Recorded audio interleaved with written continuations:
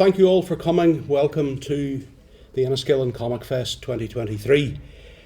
I have great delight in presenting our guest of honour, Mr. Gerry Finley-Day, who is one of the architects of the British comic revolution of the 70s and 80s and wrote so many of the great characters that we all know and love. So, handling the interview will be our own Mr. Mike Carroll. Thankfully his flight wasn't delayed this week and he's here with us. So Mike is will be sort of like the good cop and the bad cop, and you can make your own mind up which of us is which interviewing Gerry. So I'll hand over to Mike and he'll take it away. Thank you, Paul. Yes, a little bit about me. I mean, I'm not going to take complete credit for Gerry's success, but I started reading comics quite early. But the first comic that really hooked me, that went, "Oh, this is for you," wasn't Battle, because I was a tiny bit young for it, was Action comic number 1, and this has some brilliant stories. But one of the ones that really caught my imagination as a almost 10-year-old. This came out on February 14th, 1976, so I was almost 10. Hellman of Hammer Force. Mm-hmm. And why was Hellman different? Hellman was different because the hero was not American, he was not British, he was German. And we'd never seen, I don't remember ever seeing that before in a comic. Not in the comic, no. So was that your idea, or did that come from the editors, or? Well, no, it was, Pat had wanted something. He asked me to try this, which was, he said, a lot of his stuff was filmic ideas. Jaws had just come out. He'd gone to Battle of the Bells, Robert Shaw, who was not a hero in that, but he was the iconic Panzer leader. The guy who would have been iconic, I suppose, in a simpatico way, would have been Marlon Brando with the Young Lions. Mm-hmm. That's the only guy I can think of prior to that. Yeah. So it was really down to Robert Shaw. That's who more or less the image is. Yeah, but it's an incredibly enduring character, Hellman, because we know that he knows he's not necessarily on the good side. Yeah. So it's very ambiguous from that point of view. Every comic character, especially in a war story, they were, not to denigrate the stories that were in Wizard and Warlord and Victor, but they were very, very clearly defined. The good guy was always good, the bad guy was always bad. Hellman did the best he could in a horrible situation. That's why we loved him. He was so strong. But that's a theme we visited again many years later with the VCs. Mm-hmm. Just to pick a war story in particular, where sometimes the good guys did things that weren't necessarily wholly morally acceptable. They had to fight dirty, and it's a strong theme that I think resonates with the readers. Yeah. So, did you find much feedback from the editorial in that regard? Did they obviously liked what you were doing, but I presume. I mean, I wasn't privy to much feedback. I mean, these are the days before media. You don't really know what's being thought about. But I think the dilemma was for a lot of these guys was that you're a patriot first and foremost. Your best friend, all your schoolmates are doing the same thing. Yeah. And then gradually. You realise how unclean the whole thing is. Right. As I say, I'm talking with Mike Dory recently. There's a guy called Bernie Gunther in the books, which is a German detective who's working through the Nazi era, realising he's working really for Himmler in a secret place. In other words, the worst murderers of the lot. It's just the irony of knowing that. So what do you do? Yeah. In this book, this first paperback, I've got this trilogy. You've got people like Canaris, who's quite well known now as a guy who spied against his country. So there's a dilemma there of, are you necessarily playing the good thing because you're also putting German servicemen in danger by leaking out. Yeah. So there's a moral dilemma too. So your next door neighbour's boy is possibly going to get killed because you've told the enemy. Yeah. But at the same time, you think, well, we've got to do something because it's so obscene our own people. Yeah, of course. And the the famous thing that my German friends will say is that it wasn't the German people who were the bad guys, it was the ruling party, it was the Nazis. Yeah. That's arguable, but they were the first people to suffer under those regimes. Yeah. I mean, the ruling party were insane. It's by any definition of it. So so we have we were so used to with comics with Lord and Victor and earlier stuff that there was characters who were pseudo ambiguous, and that they were gruff and tough, but they always did the right thing. But sometimes with Hellman, he had to do stuff that we know was the wrong thing, which is pretty nice. I mean, not nice, but it was exciting for a reader, and I think it worked exceptionally well. So was it difficult to adapt to writing from the German point of view? No, actually, it was quite a good fillip actually, because it was a nice change. You were able to look at the other end of the telescope. It was able to give you a lot more leeway, as it were. You went on to write Panzer G-Man then, and Fighter from the Sky as well. This is Dave Hunt wanted to cash in on that. You've got to do this, you've got to do that. I wasn't happy because we were more or less treading on the toes, as it were, but I'm a writer, and if they want me to do that, fine. Mm-hmm. There's plenty of scope with it once you start doing that. Yeah. Of course, because the limitations of only writing purely good guys and only from one perspective, those limitations are totally artificial. Yeah. It's good and bad is a viewpoint as much as anything else. So, I think that's one of the reasons that Hellman always appealed to me, because it wasn't so clear cut. And with a lot of your other stuff, I mean, even with something like Dredger, which was Dirty Harry, I guess. It was Dirty Harry, Dredger, tough cop, later reinvented as Dread as well, Yeah. No, that's not true, but I want to see if he can do it. No. But he was a tough cop, but it was so much fun. I would go Darky's Mob, I would think John, and then we'd come to Judge Dredd through, as you say, Dirty Harry. Yeah. One-Eyed Jack. One-Eyed Jack. And One-Eyed Jack. Yeah, of course, he's currently back in Judge Dredd magazine, Judge Dredd, One-Eyed Jack crossover story, which is tremendously good fun. So how do you feel then about other people working on your characters over the years? It's great. I mean, you're not precious about someone that you created and you don't mind? No, there's precious, as I said before, but we were quite anonymous anyway. There wasn't a great deal of precious holding on. It's as it only came as a later thing where you're actually known about. We were quite happy to be beavering away. It's like these early Walt Disney films. Everybody says the wonderful Snow White, it's Bambi, all these. Nobody knew who actually did it. There was all the factory type kept under wraps. Yeah. So no, I'm quite. This is nice seeing that. Yeah, but that means what we get to is where we are now is that after however many years ago that was, lots. Yes, officially. Now people are going, well, this guy did amazing stuff. We didn't know that Gerry worked on this and this and this. Because I printed out your Wikipedia page because I had to, and it's got a list of comics that I should have known this. Tons of stuff from Tammy, which was comics that my sisters were reading at the same time. Now I read all of their comics. Oh, there's a copy of Tammy. Number one. Number one. Whoa. 1971. The comics revolution started here. Did you? Thanks, Paul. You're very kind. You read Tammy, did you? I read Tammy. Yeah, I had to. Well, I read all my sister's comics. Tough sister. I had one older sister and two younger ones, so I got a quite good range of comics to read. But I didn't realise I was reading your strips in these comics. So that's just fantastic. And it's a shame that there is no that there was no credits in those days. I think it's a shame. But I know the artist would sometimes sneak in a little signature here and there, and then they get whited out. Whited out by the art editor, and I understand they didn't want someone poaching the creations, because you worked for DC Thompson for a while. So that was before IPC. Yeah. So what did you work on there? Commando. Well, I started with IPC with War Picture Library, Battle, then moved on to, and then did my wares, went up to Dundee, saw, what was his name? The legendary R.D. Lowe in his time. Did anybody meet R.D. Lowe? No. We know of him. He was the sort of Churchill figure of by fearsome reputation. Way back. In fact, it's still in the family, isn't it?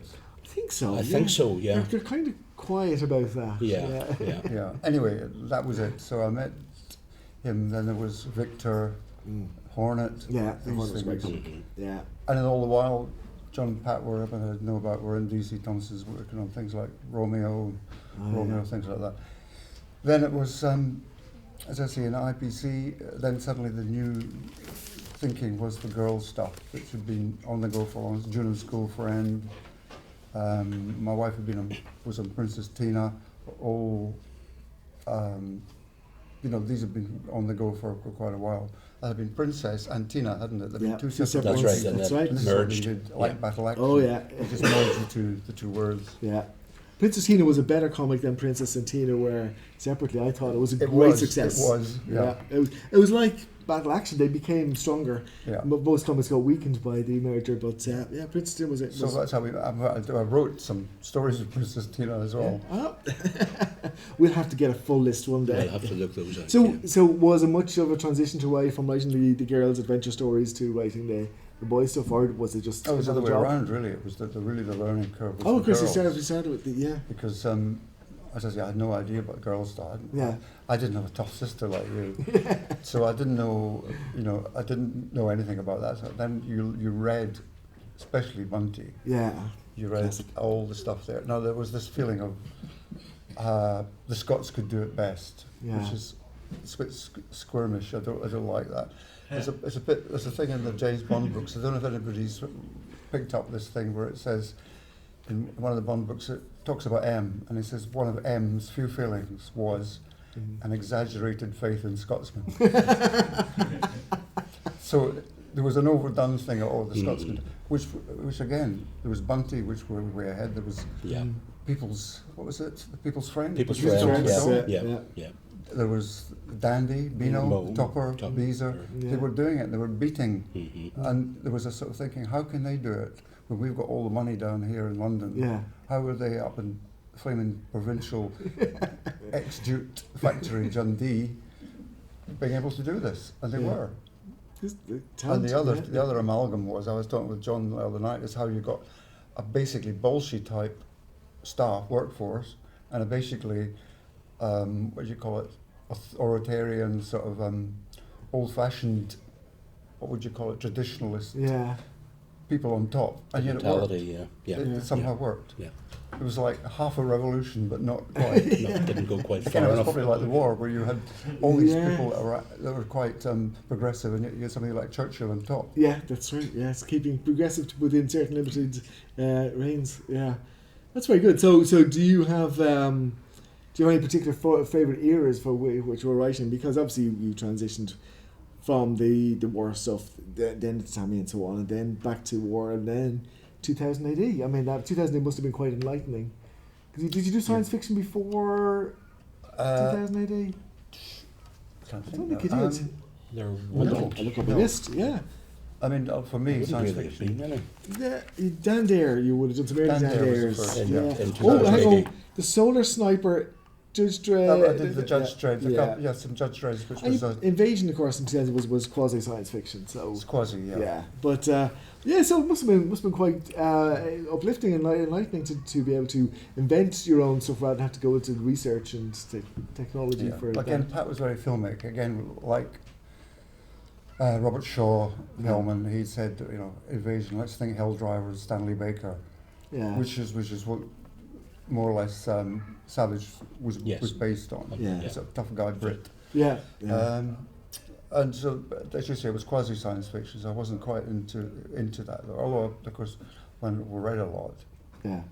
But it wasn't until that then when you started picking up books that were more of that Dune, Starship Troopers, Isaac Asimov stuff, and so on. You were telling me yesterday that it was actually you that suggested Pat and John when IPC wanted to produce Battle. Yeah, we were talking about it. I said, Pat's a good, John was way up in Scotland. He was way up in Scotland. Linda and I went up to see him. This is what we were saying yesterday. 50 years ago, we were sitting and having breakfast, and he still hasn't paid for his. Sounds about right. Yeah. So we knew John was had come down before then, and was working on.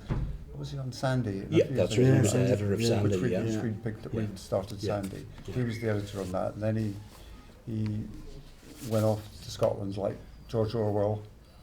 Or was it Orwell? No, it was Orwell. So he went off there. We went up to see him. Mm-hmm. He was still kept in touch with him. Then he came down, and Pat was already here. Pat was doing stuff with me on the girls' side. Comics, yeah. And then there was this talk of, there was a sort of gradual infiltration in an IPC with John Saunders, where you went for the girls, you rolled up the girls, and then you went for the boys, because that was, again, needed Celticization, I don't know what you would call it, because they had come up with Warlord. Yes. Yeah.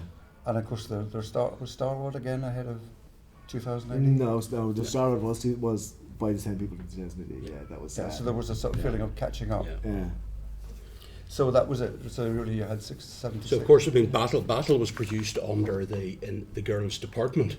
It was. Yeah. Because there was a sort it was of. done on the slide. It was done, yeah. It was very sly. It was possibly, it was delicate certainly, because actually I was a girls' editor, so that there was this encroachment that was there. When there was Lion, what else? I can't remember. Thunder, Valiant, yeah, and Valiant was one, Valiant was good. and that sort of moved in Yeah. on that.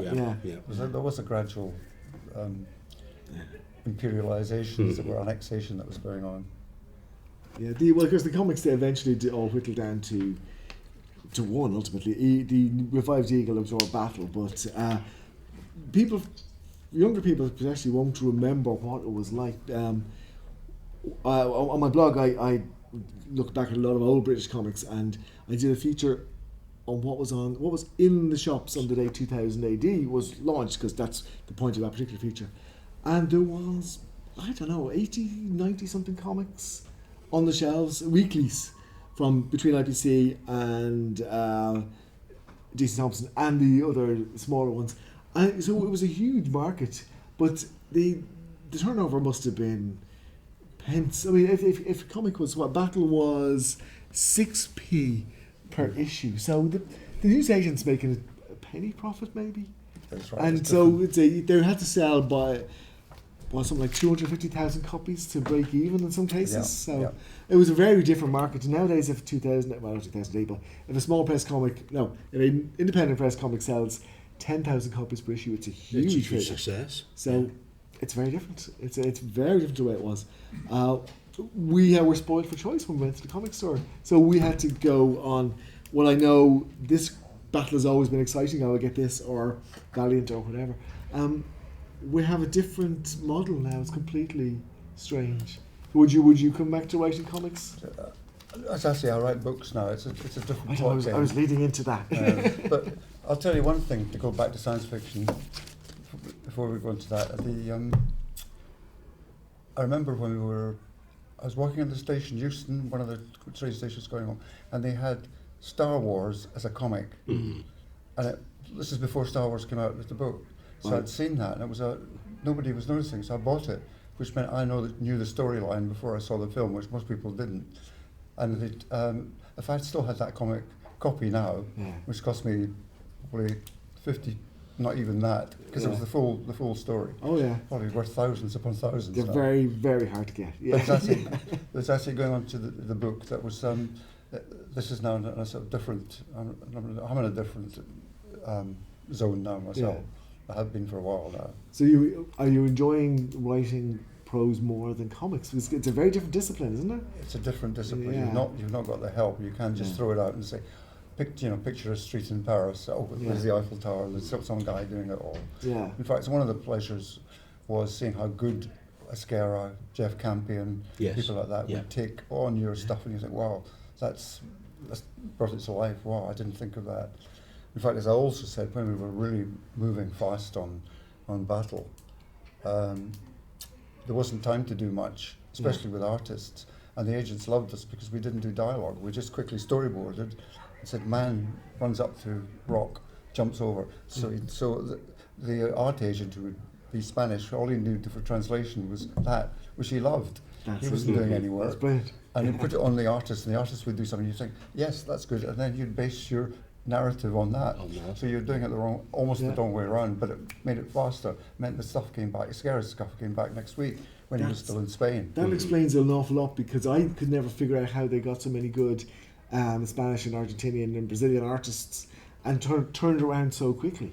That was one of the reasons. That's fantastic, because that's what we used to call the Marvel way, where Stan Lee would write a half page or a page and a half outline, give it to the artist. They'd come back with 22 pages of art, and then he'd put the dialogue out of, and sometimes it was a bit ropey because they have captions like later or after they escaped, this kind of thing. But it's a very good way of one person producing stories quite quickly. So Yeah, it was. Well done. So do you have any of the old scripts still? No. I've already asked. Yeah, that's a shame, because it would be fascinating to see how you put everything together. Sorry? Stuff around. Keep in touch. Excellent, right? Yeah. Because there are people who would Yes, there are. give you good money for that. Well, money. I used to say, where's last week's issue? It's in the bin. Oh no.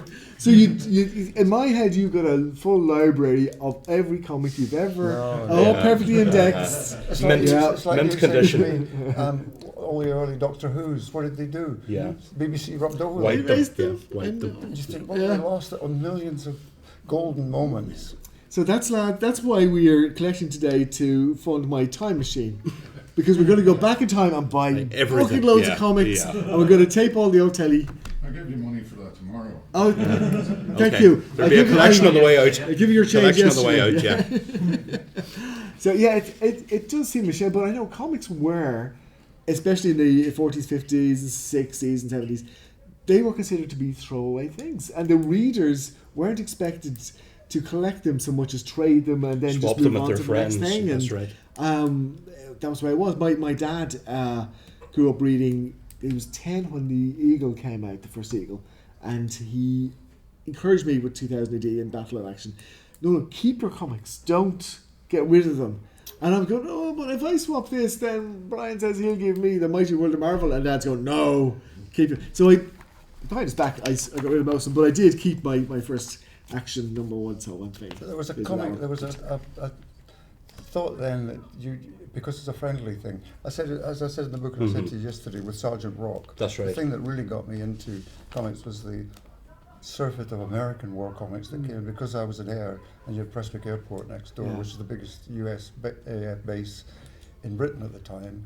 All these comics would come in. Yeah. Almost, it wasn't black market, but they came in because GIs were everywhere. To give the service. And there were, especially girls. And you got a little brother. Here you are. By the way, do you want a coffee? Yeah. So there was all that. So, but then again, that was traded in the playground. You read your Sergeant Rock you were that's yesterday, right, traded for something. and then you traded it for another Sergeant Rock that somebody else had in the playground. You didn't think, I'm holding on to that. When you were in your formative years, then when you were reading comics, was it the American ones that were your strongest memories, or did you read the early stuff like Eagle and things like that? Yeah, you read Eagle, which was very British. Yeah. But the war comics were all American. Sergeant And they were Rock, colour Gunner and as well. Sarge, Mademoiselle Marie, which was their version of a sexy war French resistance fighter in a pencil skirt. What was I can't remember the other one. But Sergeant Rock was the one that stood out, which again has a bit to do with Rose Trooper, I suppose. Yeah. So it was very much the more gritty, realistic, not the superhero stuff. Did that have any appeal for you at all? Not at the time. Not so much then. No, Batman, Superman, things like that hadn't. No, I've got to be honest there. Although there was science fiction films were coming in. I mean, my big film for the 50s, you probably know, called Them. Yeah, which is a classic in its own. It probably creaks a lot for a lot of people, like a lot of these films do, but it had the classic thing, which starts off as a detective mystery, who's doing this, and ends up as a war film. Yeah. We know that these ants are doing it, so we send in the Marines, and it's really winking out the Japanese again. But it's a very good film at the time. Oh yeah. So that was the big science fiction film. But in the 50s, science fiction, what was the Forbidden Planet? Wasn't big. It was a cult thing. Yeah. I can't think of anything else in the 50s. There's a lot of things like Destination Moon and all that. B-movies, There was War of the Worlds. There's Quater Mass. Trollenberg's Terror. Yeah. You had all these things that were, but then again, they weren't spooky enough because of the 50s. That it was, you had to be careful with the censor. That's right, what was shown. Because it was assumed that things like horror and science fiction were consumed mostly by children, so they had to be very careful not to give away not too many exploding heads. But I mean, look at the Daleks. I mean, and then the angels, the weeping angels, were quite spooky. But the Daleks weren't. I remember in science lesson, static electricity. How does that work? How did they climb the stairs? So, they weren't particularly terrifying. But I used to read the Doctor Who novels, the novelizations, and they were good because when you read fiction, prose fiction, you create the pictures yourself, so it can be scarier. That's one advantage with being a novelist is that the reader does all the hard work with the imagination. So well, as we were saying yesterday with books, the thing that I collected, of course, I think most guys did that held on to was Ian Fleming, because it was like being a Beatles fan, you waited for the next one. So there was a great anticipation that was going on there. In fact, I've always thought this. The Beatles and the James Bond was very similar. They came out in '62 for the big time, and they all finished really, for me, at the end of the '60s. Sean Connery cleared off. Yeah. The Beatles imploded. So you had that. You had all through the '60s. You had this. It's coming next. Wait for the next one. James Bond will be back next time in Thunderball. And you'd say, and the new John Lennon solo on. Can't Do That, wait for that when that comes out. So there was that anticipation that was going. You don't get it so much now. Again, it was all singles, wasn't it? There wasn't the album. That's right, it was, And then beyond the 60s, then obviously James Bond carried on, but it wasn't the same James Bond. It was George Lazenby and then Roger Moore, George Lazenby and then Connery again, and then Roger Moore, and so like the Beatles, they left the essence behind, maybe. This is what I've often thought. Yeah. The same period of time, '62. Also, there was the big thing that suddenly Britain was in because America was suddenly shocked into paralysis because of Kennedy. Yes. Then suddenly, where they're looking around for inspiration, and it all went to Britain. All the British groups came in. Yeah. And I don't know. It was also a racist thing. There were British groups that were coming in that was doing. Mick Jagger was doing rhythm and blues. All these people were acceptable. They were coming in, and James Bond apparently the last film that Kennedy saw the night before Dallas was From Russia with Love. Yeah. He was given a special copy that was flown across. Wow. And then the next morning you had Dallas.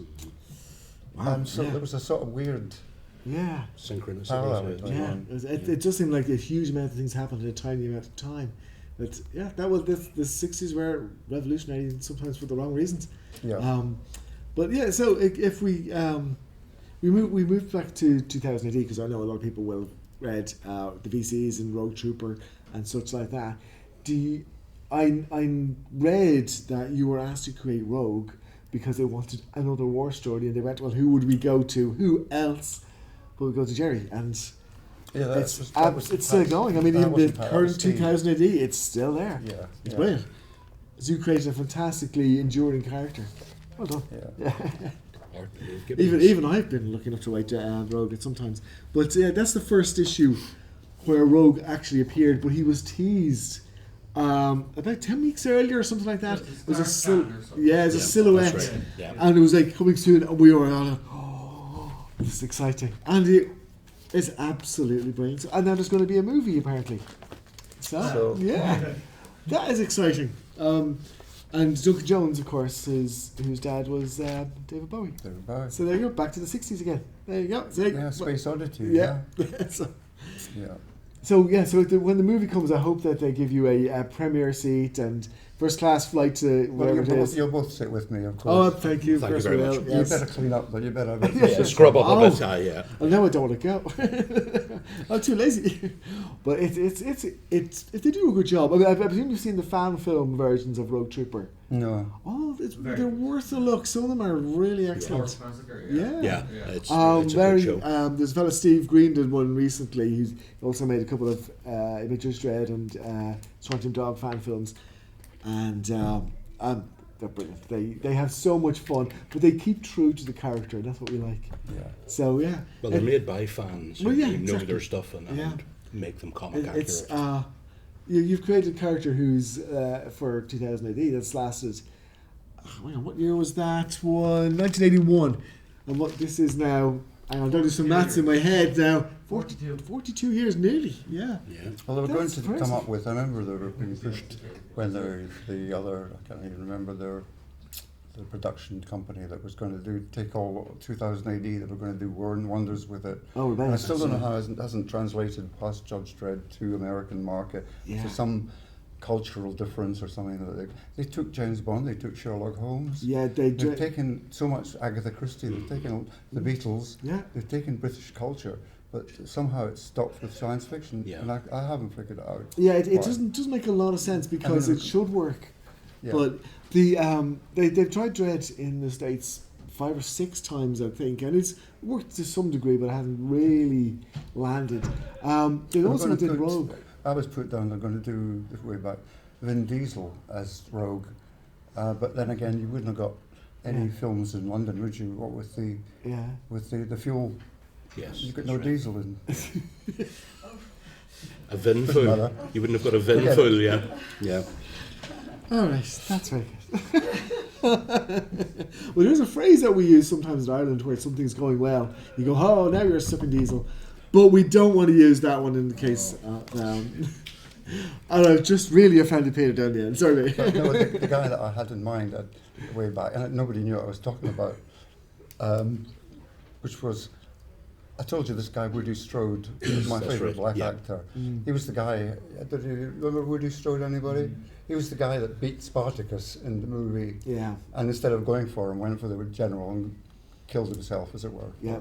So he was in a few other films, Pork Chop, things like that. But he was my ideal of the sort of hero who was, slightly not quite what the High Command had in mind. But he was the guy doing all the work. And there was a film that came out, again, people probably don't remember, called Sergeant Rutledge, which was very ahead of its time. It's a John Ford film where he's a black cavalry sergeant.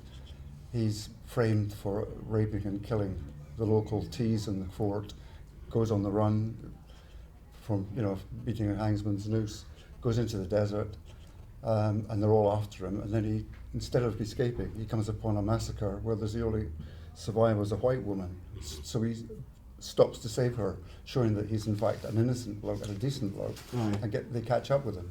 Yeah. So watch the film, you should do, and there's a court martial after that as to who killed the girl. But it's the idea of this sort of lone outcast, but who's actually we know is a good guy. Yeah, well, we definitely see that with Rogue Trooper, that he knows he's got his own moral standards, and even though he is ostensibly fighting for the Southers still, or Southers. Do you say Southers or Southers? I say Southers. If you say Southers, Southers. That case, yeah, that's right. North. North. Well, we have the same thing in our country, don't we? We do, yeah. That's what I'm saying to you. Yeah, you're a Souther, and I'm a North. The good guys, and I'm a North. The bad guys. So Rogue is still. But he can see the evil that they do, and that's the key thing. And maybe the fact that he might be the only good guy in that regard, especially if he's got any kind of power. But then the grunts on each side are still good guys as well. So it's tremendous stuff. And I love the fact that you have the born again aspect of that you can't get in a non-science fiction tale, because Rogue can die and then theoretically come back. So we have that, not that he's immortal, but at least he gets an extra life. And we saw that with Gunnar and Bagman and Helm in particular. And when they come back, maybe they're not quite as they once were. So I like the idea that Gunnar's a bit crazy and Helm is a bit, Helm's okay, Bagman's a bit crazy as well. You should have pushed that should have been another big thing. But there's a book, you can look at the book. I bought this book of my uncle during the war. Quite a distinguished bloke, but what he was talking about was that, and apparently this is true with the RAF, if one of your crew was killed for some other reason, but you were still the rest, you'd talk to him in the plane. You'd still talk to the guy as though he was still there, because we're in the intercom. So you'd talk to him. So it was almost like a ghostly thing. It was like a superstition thing. You weren't going to let him go. I never realised that until he put this in print. Yeah. Because obviously the RA was, this sounds Doolally, this.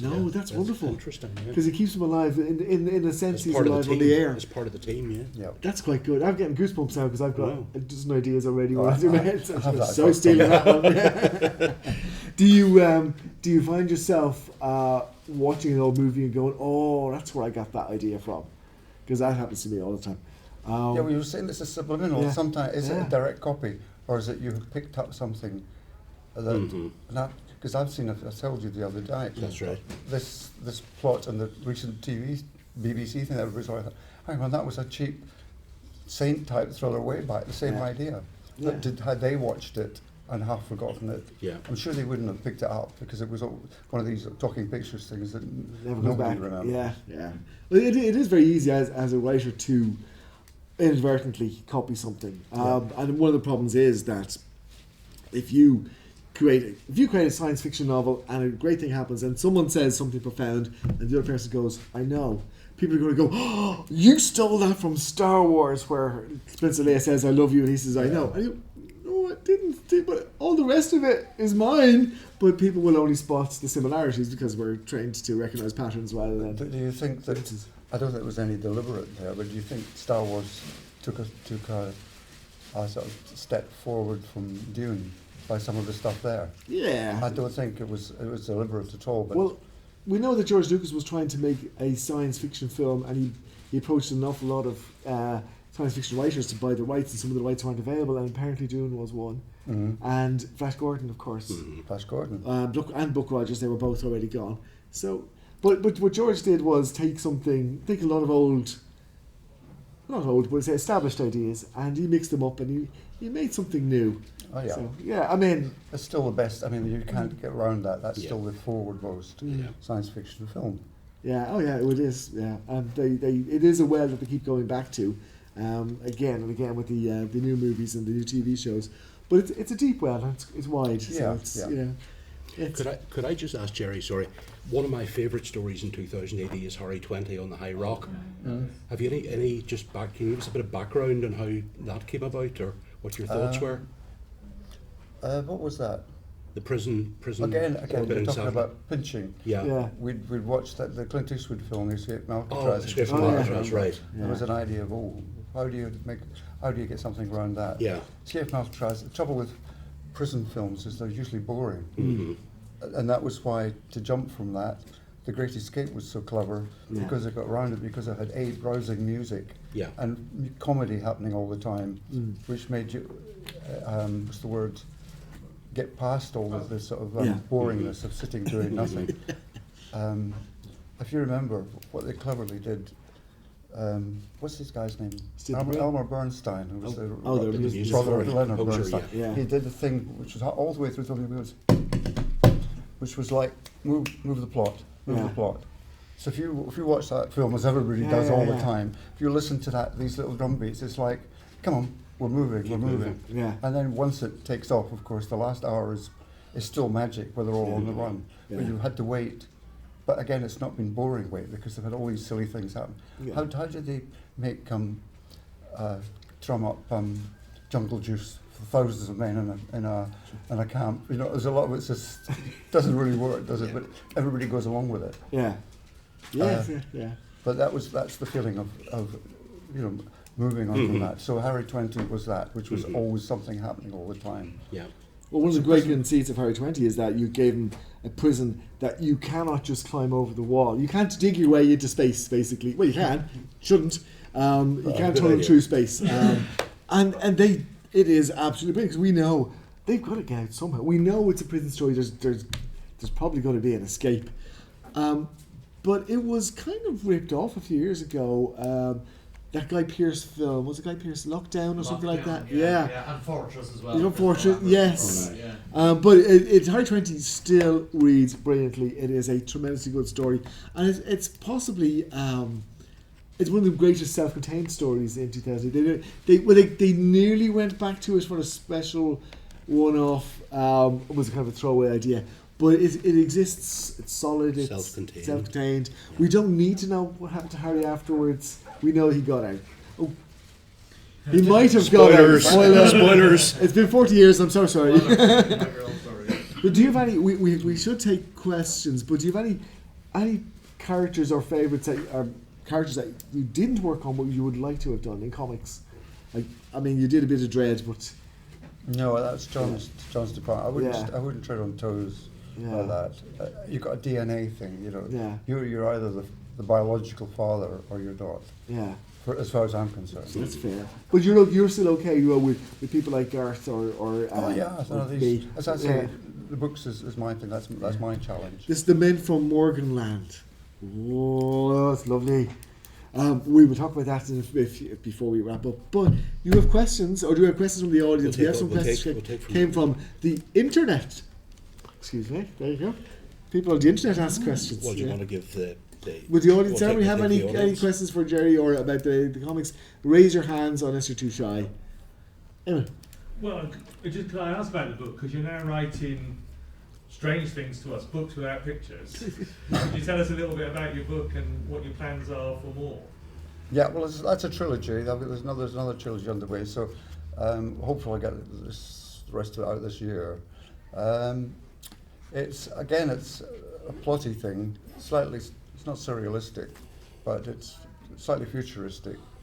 But I can't give too much away. I mean, there is the twist in it that he knows about, but I will give you the last page back. That's a twist. But it's a very hefty tome there. I'm going to make a rough guess and say you've got about 95,000 words there. Is it? That's clever. You know, no one's going to check. I can say all this stuff. This is it. They will check. That's the thing. I have read Gerry's book, and believe me, it's well worth picking up. He does have some copies at his table. And the men from Morganland, so you have to get it. Yeah. And if you don't, Well then you're a loser and you can't be in our gang. Yeah. Does anybody know what Morganland is? Tomorrowland. Martin Luther, I was going to say Martin Luther King. Martin Luther came up with it, when he was translating the Bible, which was he was going to be killed, wasn't he? Martin Luther, they were going to kill him, and somehow he got out of it. So it just means morning land. It means the land of the morning. It means the Far East, the Orient, as we're not supposed to use the word now. Oh, that's very good. And would you give it 10 out of 10? Yeah. Me? Yeah. Your your opinion matters. I'd give it 10 out of 10. Oh, excellent. Lovely stuff. Now, sorry, Eamon, do you want to follow up on? Well, I suppose the follow-up question would be, can we get you back writing comics again? I really don't know. I've got a graphic novel that I'm talking with Mike, but we'll talk about that. I've got that all sketched out, but I'm really this is going back to science fiction. It's actually I've gone into spies and earthbound thrillers, as it were. So I hadn't really thought beyond that. This project. This has been too much. 3 books has been a lot to take on. It's a year and a half work or more. Yeah. But are you enjoying it though? Yeah. Yeah. And is it easy to work with a writer when he's writing novels, or easier when he's writing? It's a breeze, isn't it? Yeah. He doesn't stop. You're He doesn't invented. stop. It doesn't matter what's happening, he's always writing. Fantastic. Yeah. It's an illness. Or it's a gift. Excellent. So I don't know how a lot of writers work, but I did. I mean, did you?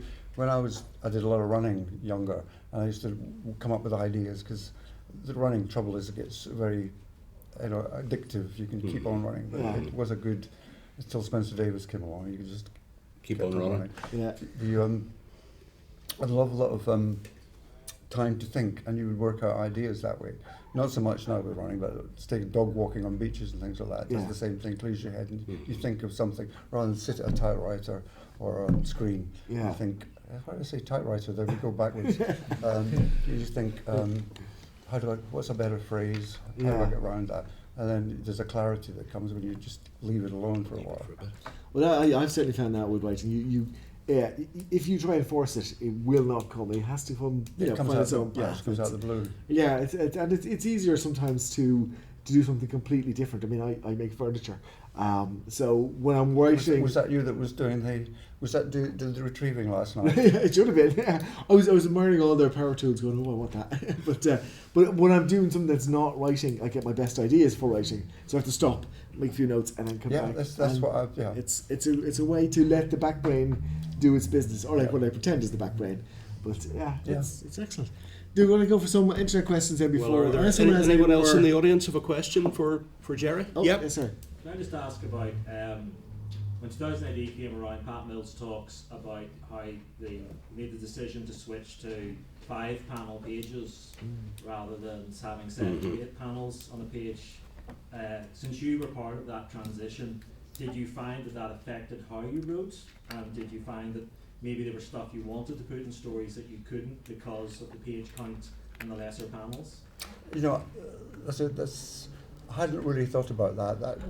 I didn't arithmetically, cut that in. It was just a case of keeping the storyline, moving. Panels, balloons. As I say, most of our stuff had started with was storyboarding anyway. We weren't thinking about panels so much as and dialogue. We were thinking pictures first. Give the artist his run. He's the guy, and then work from the artist rather than the other way around. Apparently they said that, what was it, the end of The Good, the Bad, the Ugly that everybody knows, that when Eli Wallach's running around the graveyard, he's only supposed to do that for a few minutes. Yeah. And the guy loved it so much, he kept the music going, and it goes on for about 10 minutes. And everybody loved that. So it was a case of giving the artist his head to be doing that. And then you come afterwards and think, we do that. The cut was, of course, suddenly he finds it. So it works that way. So in the same way, you're giving your artist all his license, as it were, and you think, I can do something that really, grounds that, as it were. You've worked on your stories. You've had some of the greatest of the cream of the British comic artists. Would you have a favourite of the artists that worked on your stuff? Would you care to say? Most of them were a tremendous a boost to me when I looked at them. As I say, Carlos, Mike Dory, and all these guys, everybody. There wasn't anybody that thought, that's a disappointment. They seemed to all pick it up and run with it. Yeah. So they saw the power and value in your words, and they built on that. So well done. Because you have people like Dave Gibbons, running Road Trooper, and that was. Sorry? Whatever happened to him?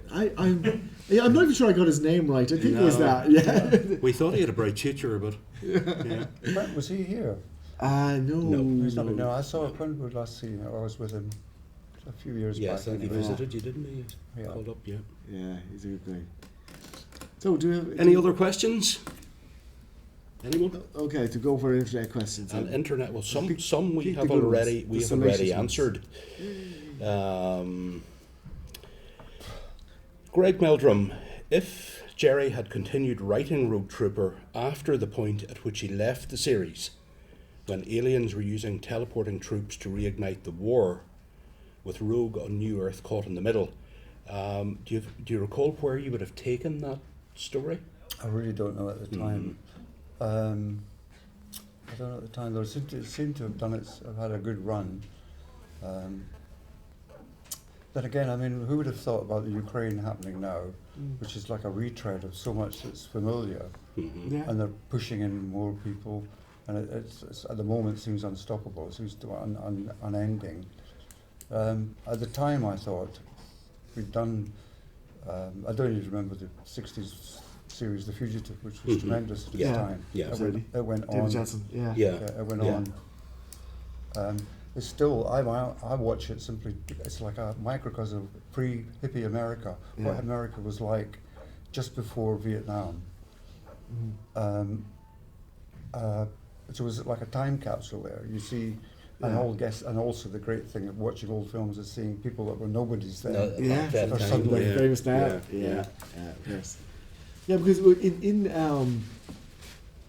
something like Rogue Trooper, there is tremendous scope for a huge amount of stories, so you could go anywhere. We only see one small portion of New Earth. We don't see huge amounts of it. We see limited places. And of course, there's other planets in the system. There's an awful lot that could be done. Yeah. That's one of the genius things about it. The goal of every comic book writer, as far as I'm concerned, is to create something that is more than just one tale. It's an iconic character that can be built on. Yeah. And that's absolutely what you have there. It's fantastic. Yeah. No, I'm sure, but I'm sure there's, there should be a movement on from this. But again, we'll see if the film is that or. Yeah. And the film coming out any day now. The film is coming out any day. Not all. Another question. Gerry wrote Saddle Tramp and Sergeant Streetwise for New Eagle. Yeah. Did you have to adjust your thinking knowing they would be photo strips rather than artist drawing? Yeah, there Any was thoughts on that? There was a slight. Again, when I think about it, we're going back now. Wasn't that different? Again, you were given the photographers. I remember we had some lady photographers, Swedish or something like that. You used to go off and do things, and again, you would use the storyboard aspect, see what she'd done. Yeah. Which is probably not what you had in mind. You thought, well, we'll make this up. You make a story from the material she produces. There was all these, because there was millions of pictures, the transparencies you would go through. Yeah. Think, okay, there's a story there. So there was a war thing that I can't remember what it was called. Saddle Tramp. What was the other one? It was like this. Was it the Sarge? It wasn't the Sarge. It was something like that.